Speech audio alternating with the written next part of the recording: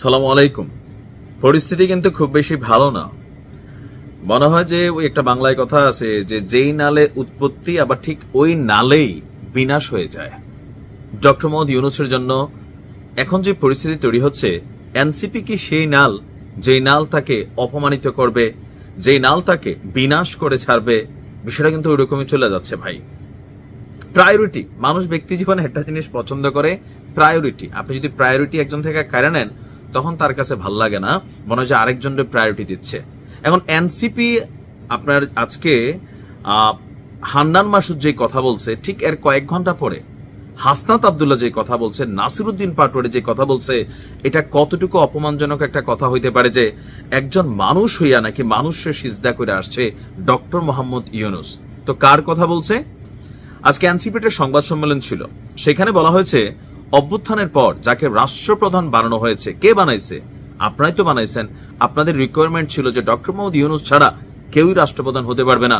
তো ডক্টর মোহাম্মদ ইউনূস যতক্ষণ এনসিপির কথাবার্তা শুনতো, যতক্ষণ তাদের দাবি দাওয়াগুলো পূরণ করত, তারা যেটা চাইতো ঠিক ওইটাই করত, ততক্ষণ ডক্টর ইউনূস খুব ভালো ছিল।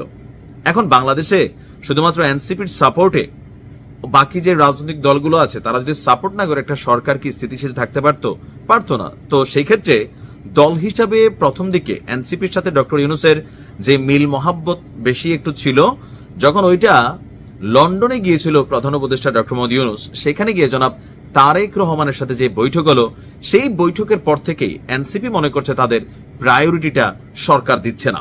আর সেই জায়গা থেকে বলছে যে অভ্যুত্থানের পর যাকে রাষ্ট্রপ্রধান বানানো হয়েছে সে লন্ডনে গিয়ে সিজদা দিয়ে আসছে।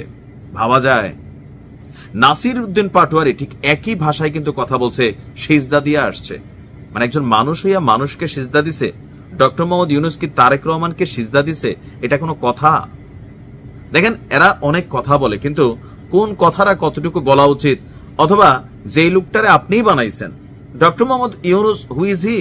তিনি নোবেল লরিয়েটের বাহিরে বাংলাদেশের রাজনৈতিক প্রেক্ষাপটে গেল 17 বছর ওনার কোন অবদান ছিল পলিটিক্যালি?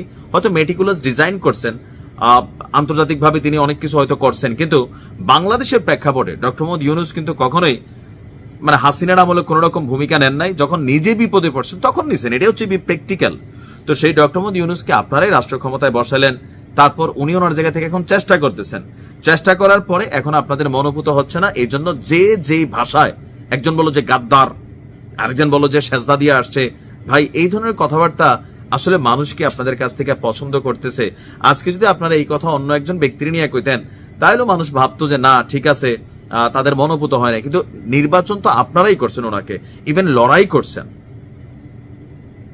এখন এই যে ভাষা প্রয়োগ, এই যে হুঙ্কার হুঁশিয়ারি, নির্বাচনের ঠিক আগ মুহূর্তে এসে এগুলো কিন্তু কোনোটাই পজিটিভ সাইন তৈরি করতেছে না।